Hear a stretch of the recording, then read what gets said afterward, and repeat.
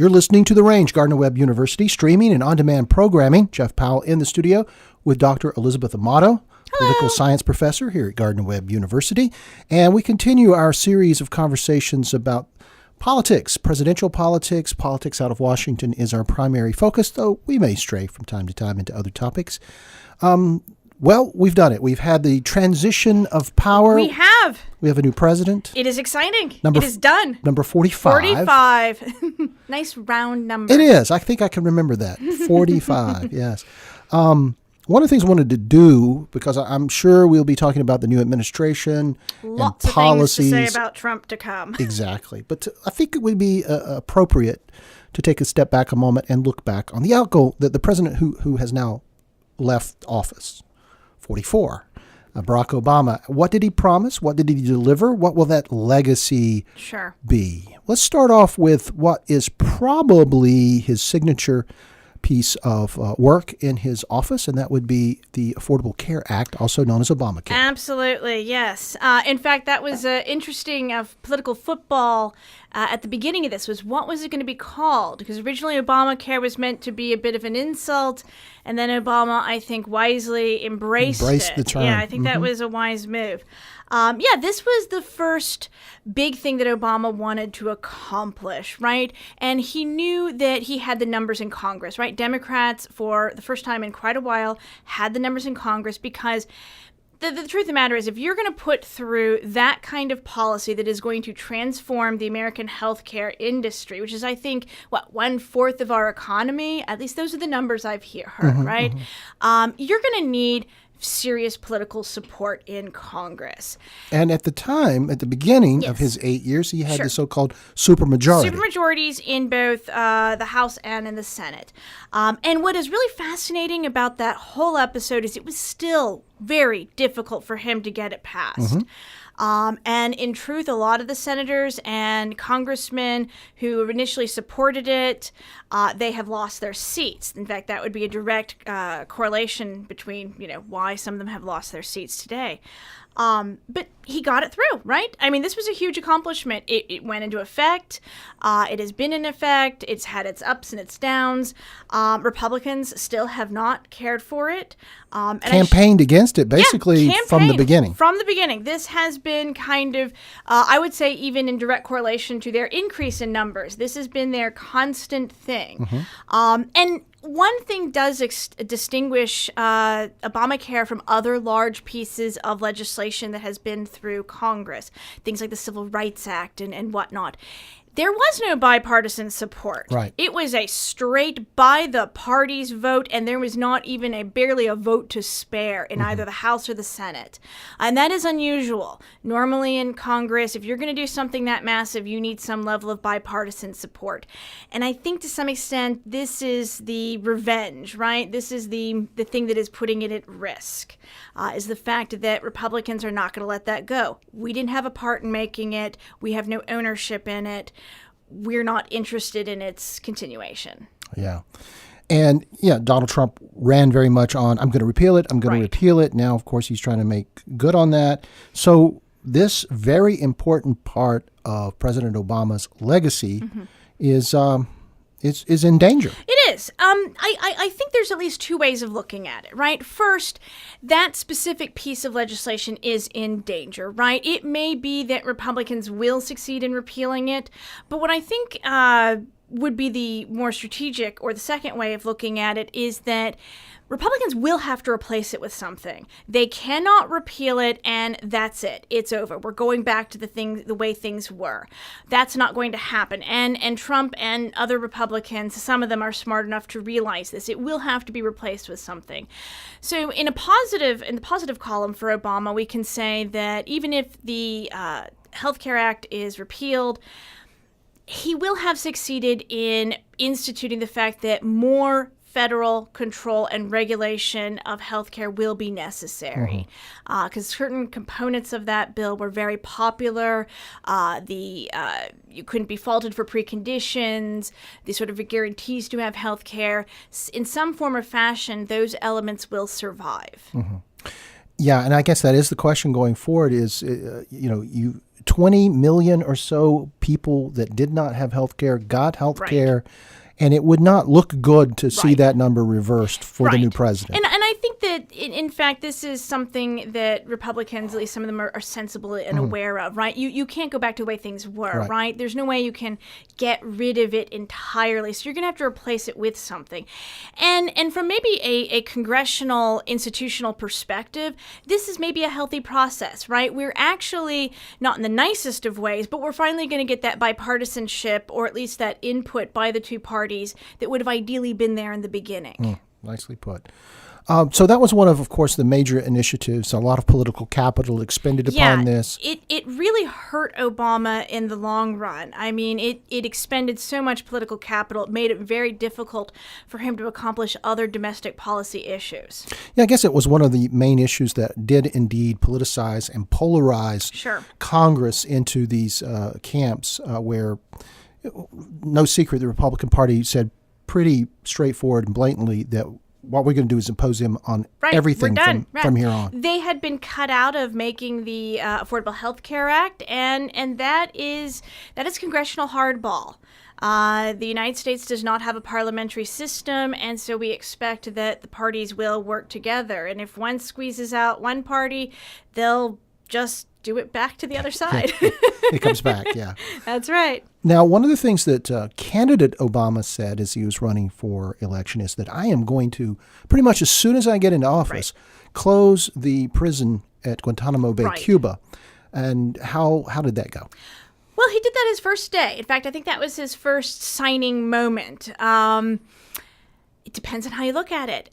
From one perspective, he failed. It's still open. It's still there. There's at least 40 individuals who are still in Guantanamo Bay, and there is little prospect of them leaving. Yeah, but there were 200 or 300. There were 200 or 300. In fact, I think there was over 300, right? So he has significantly reduced those numbers, and that has been a very long and arduous process for him.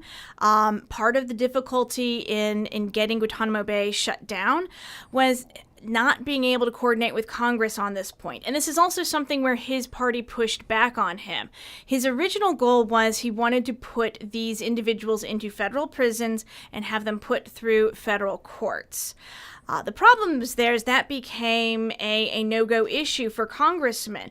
Nobody wanted these individuals in the prison in their backyard, to go with that metaphor, right? And so Congress did what it has the power to do. It refused to allocate funds for the transfer of those individuals to federal prisons. Right. So sort of a mixed report card, I guess, on that one. He didn't get it closed, but he did significantly reduce the numbers. Yeah. And we could also say, from another perspective, it had been a really hot issue, Guantanamo Bay. To some extent, with Obama as president, that issue diffused. It is not a topic of conversation. It is not something that is causing deep cleavage in the American public. One of the things that Obama also said as he was coming into office, that he was going to take a look at what the Bush administration called enhanced interrogation, what most of us call torture. Sure. And one of the things he did is he banned it. There'll be no more torture. Absolutely. Now, that happened. That was passed. It's also now being called into question. It's now being called into question. I'm very interested to see where that will go. Here's the thing on that issue. People who think that Obama did the right thing are going to regard him highly, regardless of what Trump does. That is something that if you like Obama, you're still going to put that in a plus category. If you think that was a bad move, you're going to put in the negative column. Right. I mean, it's open to interpretation. It's one of the things that I think are more clearly open to interpretation of how you feel about that as an issue. My guess is we will probably not return to all of those policies. There will probably still be modifications along the way. That Trump is, again, not ever... Basically, here's maybe my big teaching. You can't ever undo everything a president does. Yeah, and that does seem to be clear. I know just examining the healthcare issue again, that it isn't like, okay, everything in healthcare changed with Obamacare. Right. Yeah. Now, you just can't unplug it. No, you can't go back to 2007.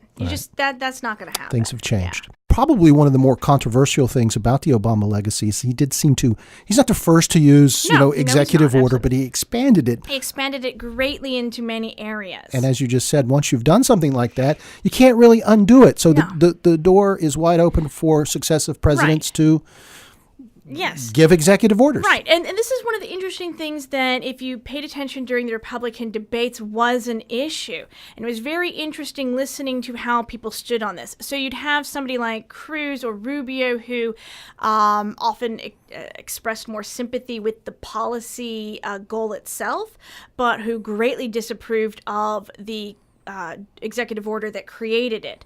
Trump was very interesting on this point because he is not at all interested in the constitutionality of the question. He's like, look, Obama did it. I can do it too. Mm-hmm. And in fact, that is his sort of stance is, if Obama got to use executive orders in that fashion, he will as well. He has, to my knowledge, not expressed any interest in returning to those type of constitutional norms. It looks to me like, unless the Supreme Court steps in on that issue, that going forward, nobody is going to just give up that power if they can point to precedent. Absolutely, yeah, and that's it. If nobody tells you to stop, then you're going to probably continue to do it. Yeah. One of the things that I'm very interested in is foreign policy, and there's I think a discussion about the legacy of Obama's foreign policy.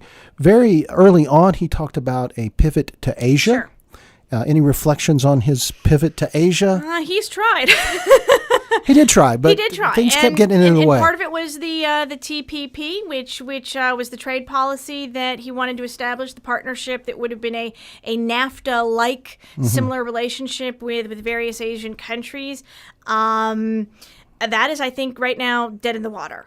Yeah, one of the executive orders signed by the new President Trump was withdrawal from that process, which is kind of interesting because I did read an article just the other day where China says, well, you know what, maybe we'll step in that place and be a part of the TPP. Absolutely, right. That was always one of the concerns for those people who were partisans or in favor of the TPP. What's interesting, though, about the TPP is that it was unpopular in large segments. A lot of the Sanders supporters also disliked it, so it became even very problematic for Hillary Clinton to be in favor of it. She eventually came out, even though she had earlier been for it, she came out eventually during the campaign and said, no, after further reflection, I am against it. So that's kind of interesting thing as you talk about the new Trump presidency is that one of the first things he does is something that many Democrats and independents favored. Right, and I think this is actually something that really helped him in his in the election. Right, is that he didn't, and a lot of people sympathized. One of the things that we saw during the Obama administration in regards to foreign policy was a worsening of relations with Russia. Right. Yeah, he hit that reset. It's easy to make snarky jokes about how that has not, panned out in terms of being a real reset. But I think we should keep in mind that it was an effort, right? To have a reset, to try and do things new. Russia's just never going to be a country where we're going to have a relationship with it like we do, say, Great Britain, right? There's many good reasons for that. So it is very, very difficult to have that kind of genuine reset. And in diplomacy, it takes two to tango, right? Yeah. I mean, Putin decided not to, grasp the outstretched hand, so to speak, right? That was also a choice that we just have no ability to influence. And that is always something to keep in mind with foreign policy is that presidents cannot control the actions of other countries at all. I guess a kind of a rule in foreign policy circles is that nations will act in their own self-interest. They will. They will act in their own self-interest, and you can't fault them for that. They're going to do it, and you can just get screwed over. And that is very easy. Now, the Middle East, the problems in the Middle East pre-existed the Obama administration. He inherited the wars in Afghanistan and Iraq. What do you think the legacy of Obama in the turmoil in the Middle East will be? He pulled the United States out to a great, great degree, and I think he will get a lot of credit for that. When you look at how Americans evaluate wars, we do it in terms of body count numbers. How many Americans died? The lesser the body count, the better. And what he did is we didn't wholly pull out entirely, but he reduced our footprint greatly. He was consistently, throughout the entire 8 years, really opposed to being more aggressive in the Middle East, except, and the big except is, he increased drone usage extraordinarily. So we are very active. And our servicemen, because we talk about drones, of course, being unmanned aerial vehicles, but there's still a pilot and a ground crew, right? So, so the military and people are still, guiding these, and people are still making decisions, and we're still targeting people, and we're still, targeting individuals, in the Middle East and elsewhere. Often special forces on the ground to assess and to coordinate and all these things. But our footprint is lighter. To some extent, we've become more of a technologically smart fighting force. One that relies on less risk to American lives. And if you look throughout the United States, that really is it. Americans are indifferent about the loss of life in other countries as long as American servicemen are not the ones at risk. And make no mistake, I support the preservation of the life of American servicemen. And especially given the cheapness of drones, you can't say no to that. What about the critics who say that what we've actually done in regard to foreign policy, Middle East, but broader as well, is kind of pull back and open up a space that other powers will fill? Right, and I think that is an easy criticism to make, and that one may actually turn out. That may have been something that Obama wasn't anticipating, or he may have been anticipating a different type of power to fill that vacuum. And that actually, I think, is the latter case. Let me stop using abstracts. I think what he expected is there would be a stronger global institutional response. The UN and other international organizations would step in and have a more robust role in making these type of decisions and filling that power vacuum. I think what has happened, especially when we do talk about places like Syria and the Middle East, is Russia has filled that vacuum. Yeah, I would think there's a definite argument there. Particularly, like you say, particularly Syria and the Middle East, Russia's definitely upped the game there. And Obama has actually, especially I think in his last term of office, has been critical of the UN, of the EU, and other European countries for, well, not stepping up their game, right? Because I really believe that is what he thought would happen. He wanted to see a more unified global response expressed through, the UN and other institutions taking a stronger lead. That's what he wanted. And then it didn't happen. It seems to me that the UN has been very quiet lately. Yeah, they really have been. And I think that, it backfired on him. It was a risk. It was a calculated risk. We, the United States, will step back. I don't think Obama at all by any means wanted Russia to fill that gap. And I think he thought that if we, the United States, step back, those other countries, those global institutions will fill in the gap. And then they just weren't there. Yeah, I think Obama's term was that the United States was leading from behind. Right, yeah. And again, that did, I think you could argue that did create some sort of vacuum that didn't get filled by who we wanted it to get filled by. I know the EU was certainly a part of that. And the problem, I think, for the EU is they've had to turn inward and a little bit, particularly around the fringes, worried about falling apart. They're doing a lot of soul searching, and I think also it exposed a lot of the weaknesses of the EU. When the United States stepped back from the world stage, it demonstrated that, in fact, the EU was not the coordinated body. It was not as strong as an international agency as one would have liked. That, to some extent, Europe, and I will be honest, they have counted on American strength to protect them since the end of the Cold War, and they've moaned and groaned about it and complained about it, and sometimes with legitimate cause. And so Obama was listening. He was listening. Europeans are tired of the United States leading the world. They want a stronger role, so he backed off. Yeah. And then what happened is they really were not ready to step up to the plate. And part of it is the structure of the EU. The EU still doesn't know what it is. Is the EU one thing, the European Union, or do we still have France and Germany and England and, not England. Not anymore.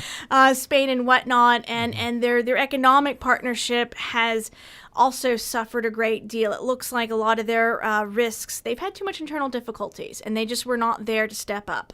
So as we take a look at this and we kind of step back, whether we're talking about domestic policy, foreign policy, but the whole of it, what kind of grade do we think we want to give President Obama? You are a professor. So what's his grade? Well, this is where you get into the whole what does the student have under his or her control, right? I mean, it's. Well, let's look at it from what he promised and what he delivered. What he promised and what he delivered on. I mean, what is it? He has succeeded in many areas of changing the conversation, of changing things, going back to the healthcare where we can't ever go back, right? He will succeed in the healthcare will be different. There is going to be broader coverage. You're not going to be faulted as much before. I don't see those things going away. Okay. I think those are accomplishments. He would be wise to recognize them as such, and I'm sure he does. I'm sure he does. I don't know. What do we say? A B minus? Is that a Sounds reasonable good. grade? Sounds good. Yeah. It's there. I think there were some miscalculations, right? I think he left too many things to Congress. He should have, I think, had a stronger role with Congress in writing the Affordable Health Care Act. I think also a lot of the expectations from the international community were a little misplaced and perhaps idealistic, at least especially in his first term. He I think, regrouped. He redirectioned. I think he's flexible in those ways. But I think those are important, right? I would agree. Dr. Elizabeth Amato from the Social Science Department, a political science teacher here at Gardner-Webb University, and she joins us each week for her reflections and comments as we have a conversation about all things political. Fun stuff. If you have any comments or questions, you can email us here at the station, info@wgwg.org.